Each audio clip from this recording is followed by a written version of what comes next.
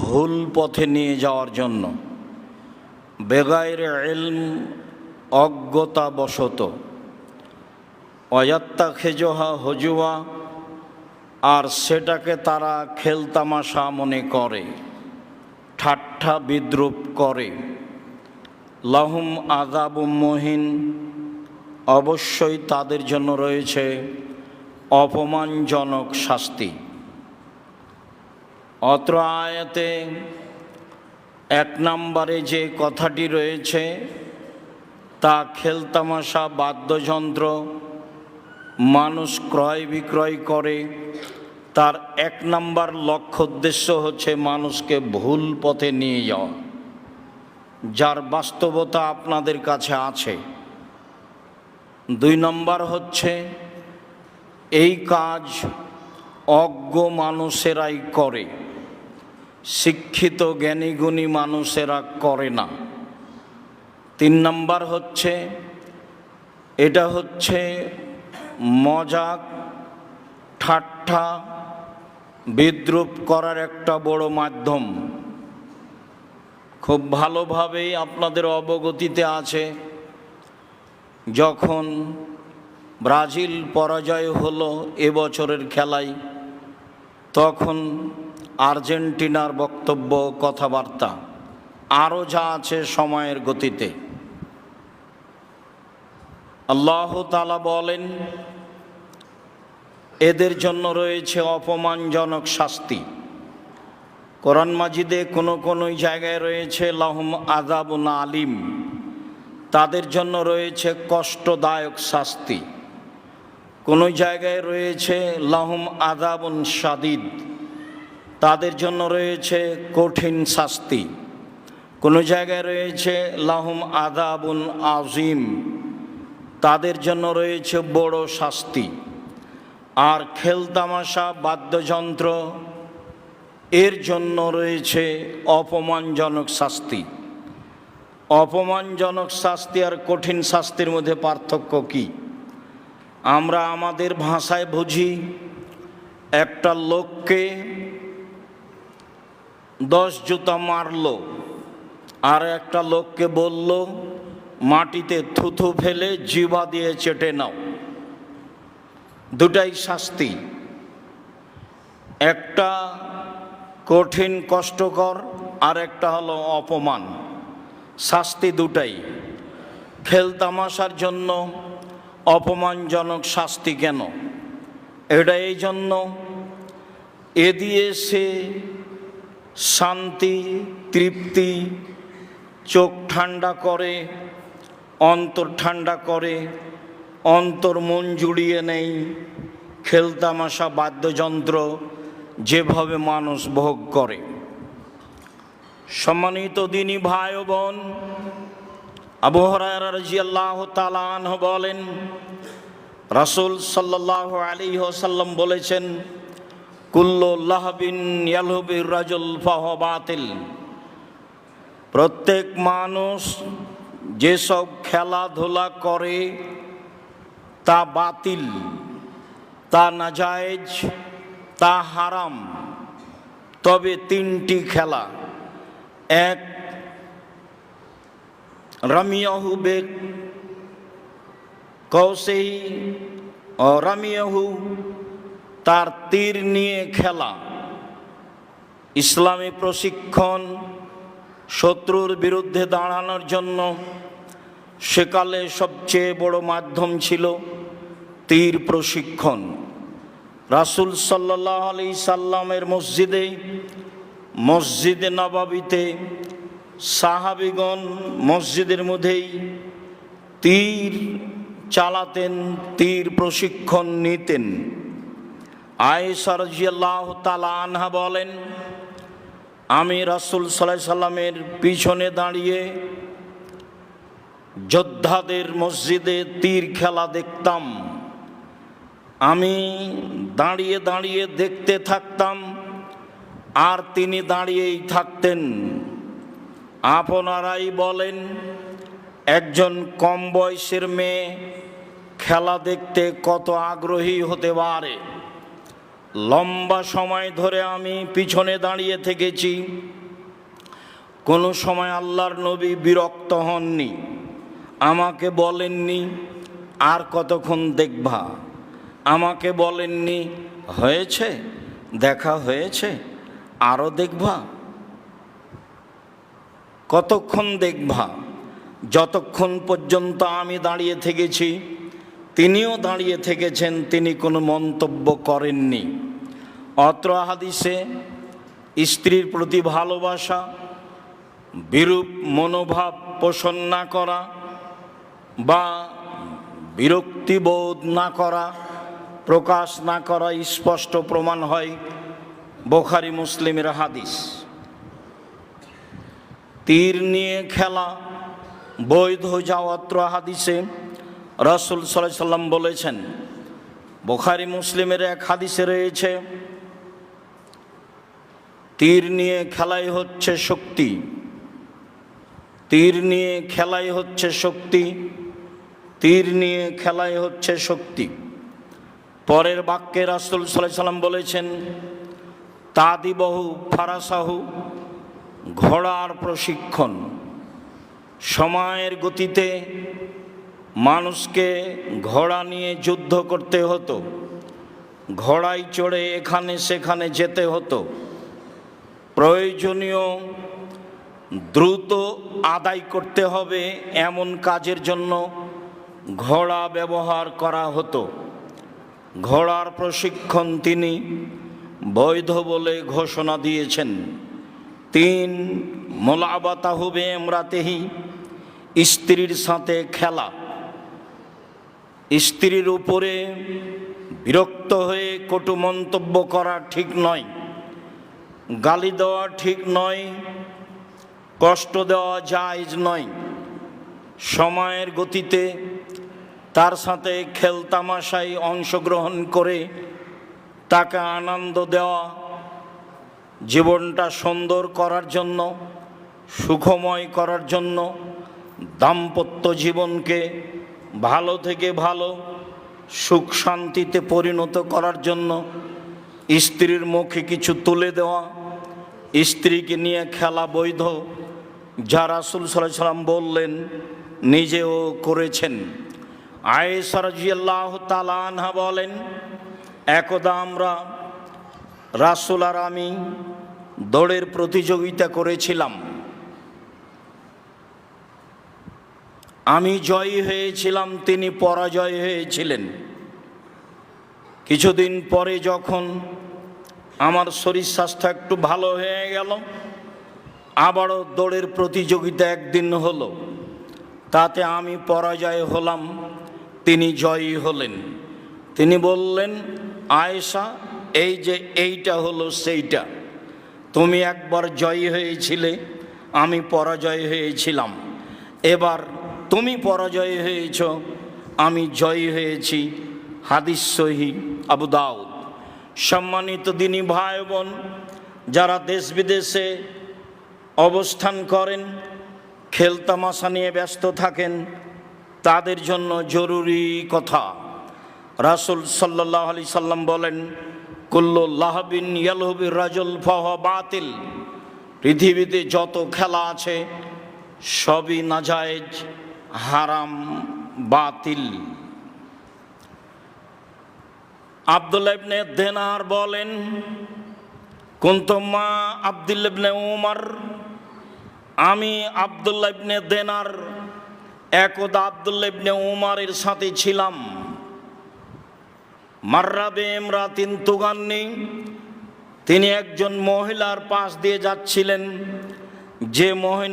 যে মহিলা গান বলছিল। আব্দুল্লাহ ইবনে উমর বললেন, ইন্নাশ শায়তানা লাউ তারাকা আহাদান লা তারাকা হাজিহি, শয়তান কেউ যদি অন্যায় করছে বলে তাকে ছেড়ে দিত, অন্যায় তো করছেই, আমি আর তার সাথে কি থাকব। এই বলে যদি শয়তান কাউকে ছাড়ত, তাহলে এই মহিলাকে ছেড়ে দিত। কেন? এই মহিলাই নাজায়েজ হারাম কাজে মত্ত ব্যস্ত লিপ্ত। আবু হুরায়রা রাদিয়াল্লাহু তাআলা আনহু বলেন, রাসূল সাল্লাল্লাহু আলাইহি ওয়াসাল্লাম বলেছেন, আল আশারাতু শাররুন, নিশ্চয় খেল তামাশা গান বাজনা, লা তাবিউল কায়নাত, পৃথিবীর মানুষ পুরুষ নারী তোমরা কখনো খেল তামাশা বাদ্যযন্ত্রের মাধ্যম বিক্রয় করো না, ওয়ালা তাশতারুহুন্না, তোমরা কখনো তা ক্রয় করো না, ওয়ালা তুআল্লিমুহুন্না, তোমরা মেয়েদেরকে গান বাজনা খেল তামাশা শিখিয়ে দিও না, সামানুহুন্না হারাম, মনে রেখো তার মাধ্যমে উপার্জিত সম্পদ হারাম। অত্র সহিহ হাদিসে স্পষ্ট প্রমাণ হয় যে গান বাজনা খেল তামাশা বাদ্যযন্ত্র এর মাধ্যম যা রয়েছে সব ক্রয় করা হারাম, সব বিক্রয় করা হারাম, এদের শিখিয়ে দেওয়া হারাম।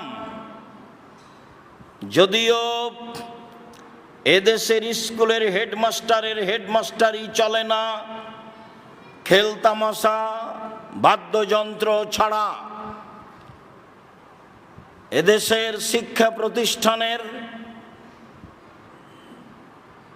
ছাত্রদের চলে না, শিক্ষকদের চলে না খেল তামাশা বাদ্যযন্ত্র গান বাজনা ছাড়া।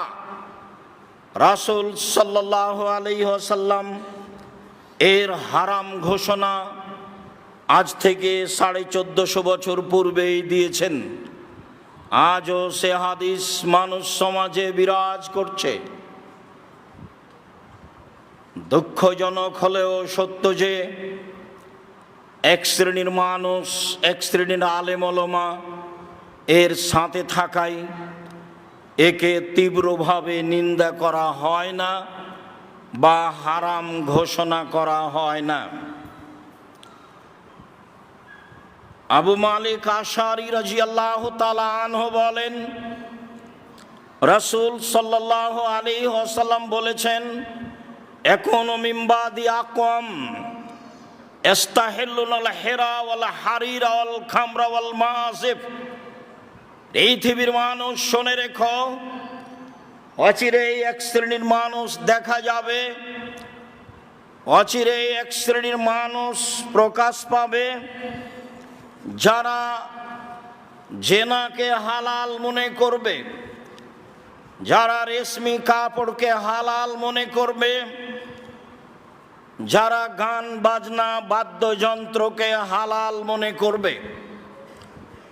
অত্র বুখারী মুসলিমের হাদিসে মনে হয় এক শ্রেণীর মানুষ গান বাজনা বাদ্যযন্ত্র খেল তামাশাকে পাপের কাজ মনে করবে না।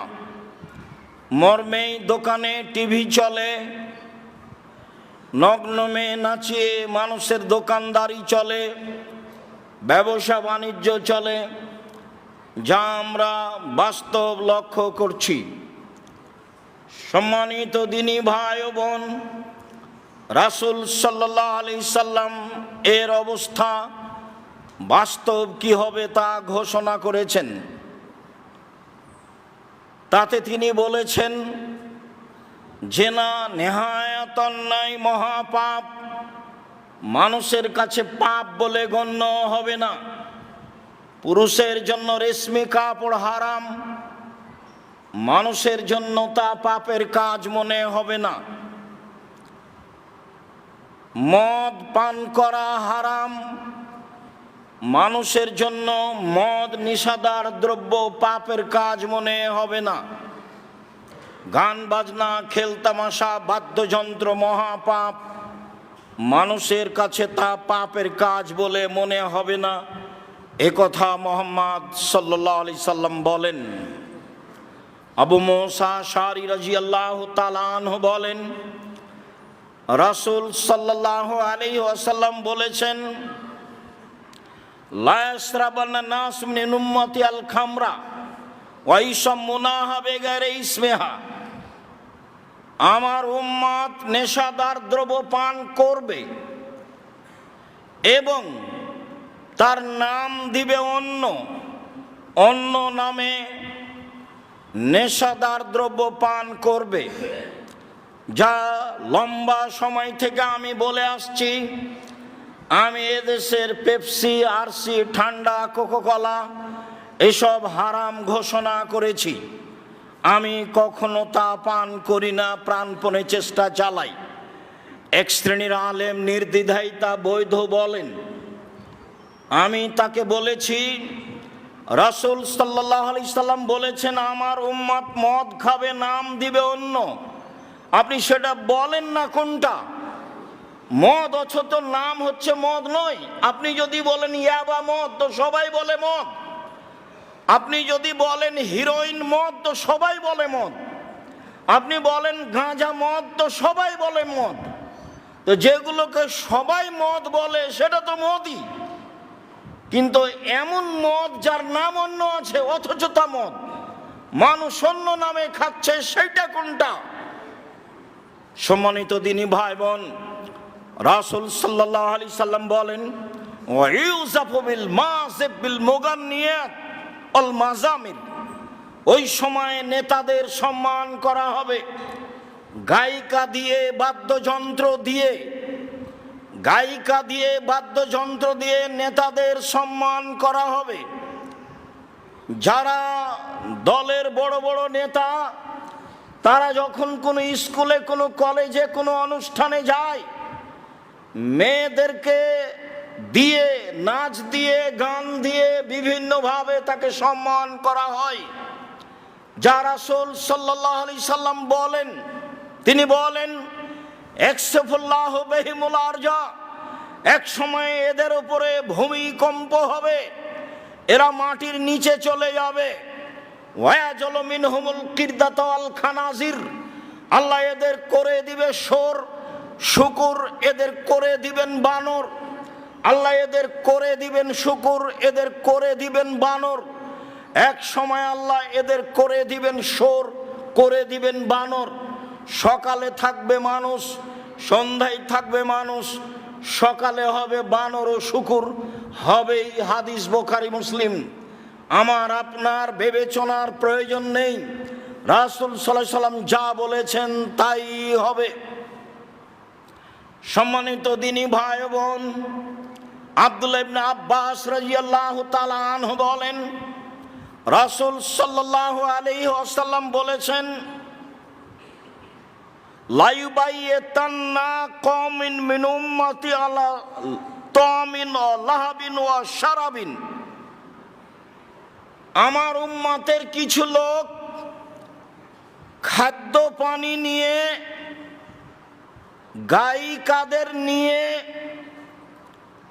মদ নিয়ে, খেলতামাশা নিয়ে রাত অতিবাহিত করবে।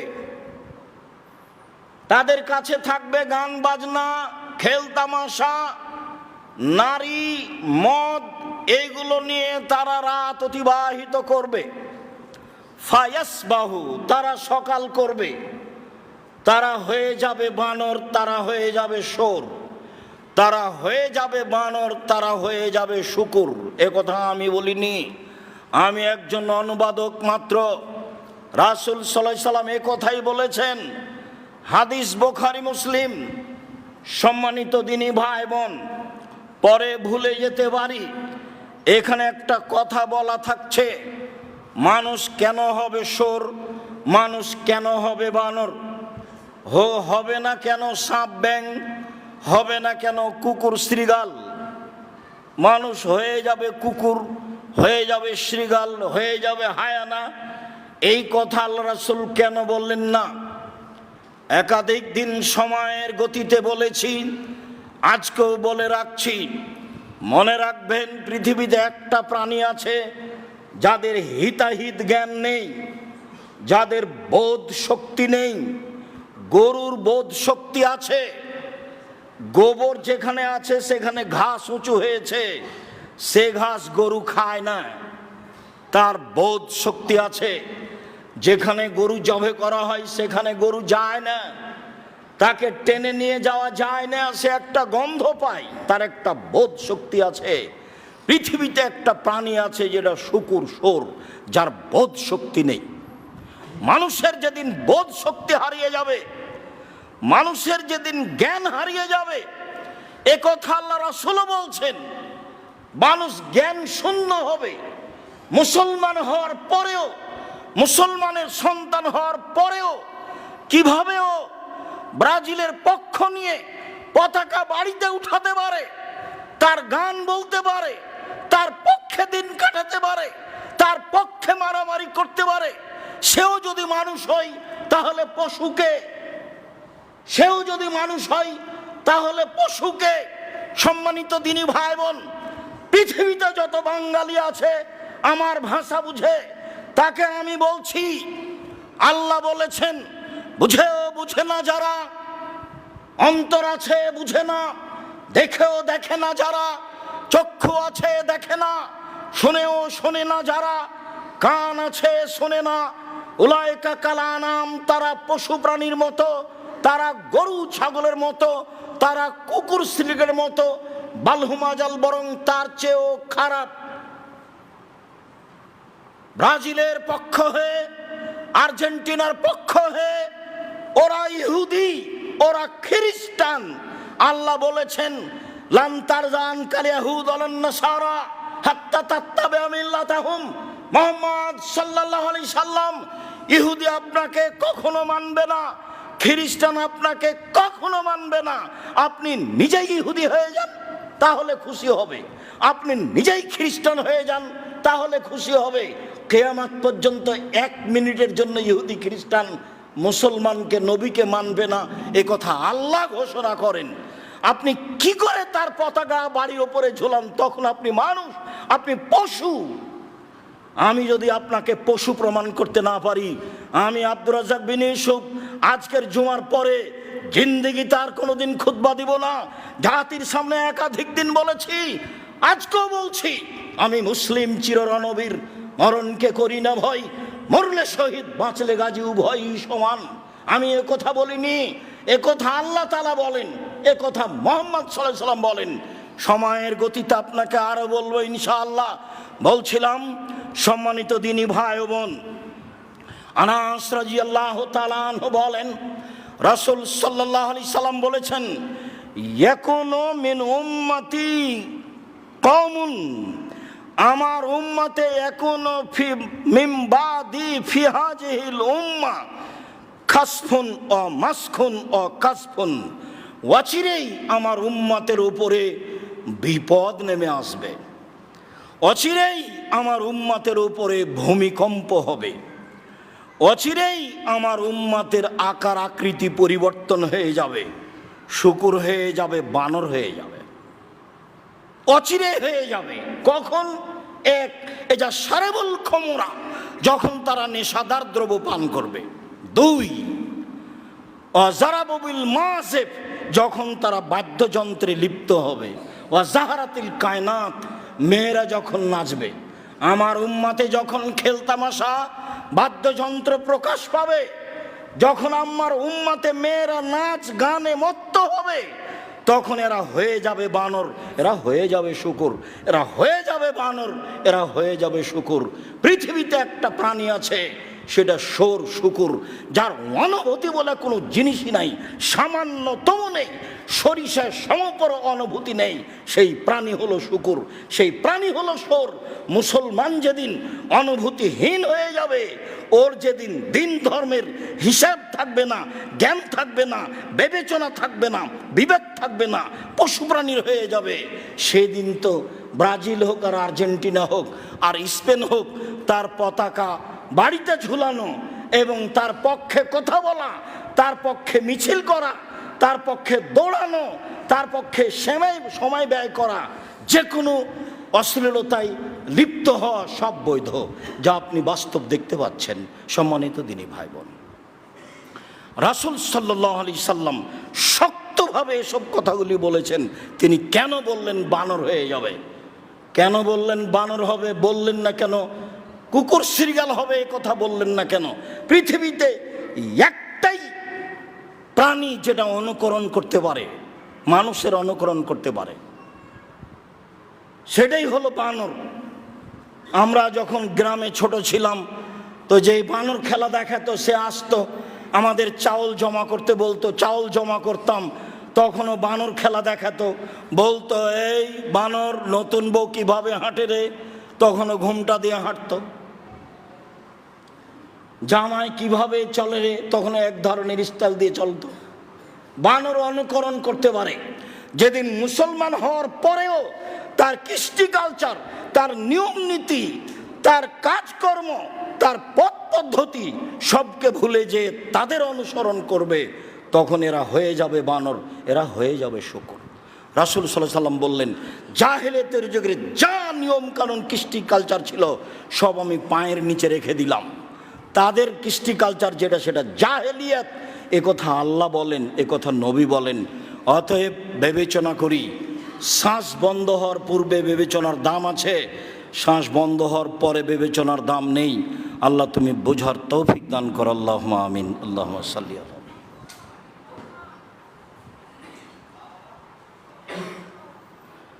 আলহামদুলিল্লাহ ওয়াহদা ওয়াসসালাতু ওয়াসসালামু আলা মান লা নাবিয়্যা বাদা। সম্মানিত দ্বীনি ভাই বোন, আবু হুরায়রা রাদিয়াল্লাহু তাআলা আনহু বলেন, রাসূল সাল্লাল্লাহু আলাইহি ওয়াসাল্লাম বলেছেন, মান লাইবা বিনারদেশির ফাকাদ আদখালা ইয়াদাহু ফি দামে খিনজির আও সাবাগা ইয়াদাহু ফি লাহামি খিনজির ওয়া দামে খিনজির। কেউ যদি চৌসার, ছক্কা, লুডু, দাবা, পাঞ্জা, পাসা, ক্যারাম বোর্ড, তাস, গেমস, ফ্রি ফায়ার, পাবজি এসব খেলায় অংশগ্রহণ করে, এই ধরনের যত পৃথিবীতে খেলা আছে যেগুলো বসে বসে চলে, এই ধরনের যত খেলা আছে যেগুলো বসে বসে চলে, সেটাতে টাকার হার জিত থাক আর না থাক, যেগুলো এমনিতেই সময় কাটে, এইসব খেলায় অংশগ্রহণ করলে আল্লাহ রাসূল বলছেন সে তার হাতকে শরীর রক্তের মধ্যে ডুবিয়ে দিল। নেন ভাষা, এ ভাষা তো আমি বলিনি, হাদিস তো মুসলিম। আমার আপনার তো বিবেচনার 5 পয়সা দাম নাই। যেটা আল্লাহ রাসূল বলেছেন সেটাই আমি বিবেচনা করে নতুন কি বলতে পারি। নারদেশির যে কোনো খেলা পৃথিবীর যেটা বসে বসে চলে, চৌসার হোক, দাবা হোক, লুডু হোক, পাঞ্জা, যত খেলা আছে এ ধরনের, যেগুলো আমি একাধিক দিন বলেছি, সব খেলা যেগুলো নতুন তৈরি হচ্ছে সব খেলা হারাম। এসব খেলায় যদি মানুষ অংশগ্রহণ করে তাহলে সে বড় ধরনের অন্যায় করলো, সে একজন মহাপাপী। প্রমাণ, আবু মুসা আশআরী রাদিয়াল্লাহু তাআলা আনহু বলেন, রাসূল সাল্লাল্লাহু আলাইহি সাল্লাম বলেছেন, মান লাইবা বিনারদেশির ফাকাদ আসহাবাল কাসিম। কেউ যদি চৌসার, ছক্কা, লুডু, দাবা, পাঞ্জা, ক্যারাম বোর্ড, তাস, পাসা, গেমস, ফ্রি ফায়ার, পাবজি এ ধরনের যত খেলা জন্ম নিয়েছে নিবে, এসব খেলায় অংশগ্রহণ করে, তাহলে সে আল্লাহ এবং তার রাসূলের নাফরমানি করলো। আজকের হারাম ঘোষণা নয়, 1450 বছর থেকে এগুলো হারাম ঘোষণা হয় আজ, যেগুলো আপনার সামনে চলে। যত খেলা রয়েছে বসে বসে চলে, সময় নষ্ট হয়, বেপরোয়া থাকে। আর যখন এটা চলে যায় এতে জুয়াতে, তখন তার কোনো প্রশ্নই আসে না। রাসূল সাল্লাল্লাহু আলাইহি সাল্লাম বলেন, আব্দুল্লাহ ইবনে মাসউদ রাদিয়াল্লাহু তাআলা আনহু বলেন, রাসূল সাল্লাল্লাহু আলাইহি সাল্লাম বললেন, ইয়াকুম আল কুবা ইয়াকুম আল কাবা। সাবধান, তোমরা এই বসে বসে গুটির মাধ্যমে খেলা থেকে বেঁচে থাকো। ইউজজারানে জাজরান,